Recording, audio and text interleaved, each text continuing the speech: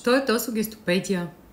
И ако вляза в роля и съм дете на 5, на 6, на 7, на 8, на 12, кога мога да махна шапката на ролята си и доколко мога да съществувам в роля по време на часовете? Мога ли да бъда, ако искам, момче или момиче по време на този курс?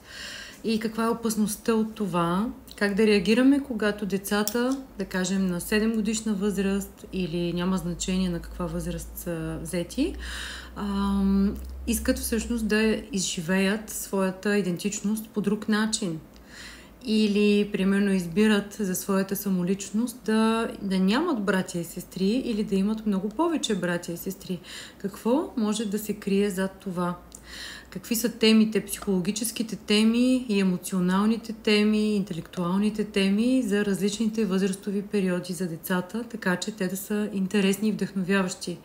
Как да построяваме текста, така че той да може да бъде комуникативен и да се случва по един естествен, лек и нескучен начин, независимо дали сме в училище или в допълнителна школа.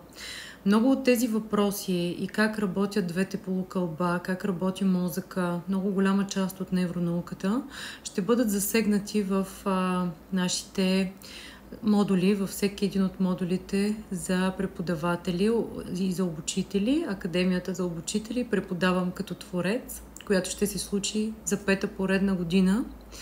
5-то поредно издание, в която правим много обстойно и дълбоко преживелищно обучение, веднъж месечно, по един цял пълен уикенд, в който играем, преживяваме, навлизаме в метода сугестопедия, в други методи също, например в системния, в който разглеждаме институцията, в която работим като една цяла система, разглеждаме какви са нейните порядки и правила и откъде биха могли да идват дисбаланси, като много често се оказва, че ние ги търсим на мястото, на което са се проявили, но коренът им е на съвсем друго място.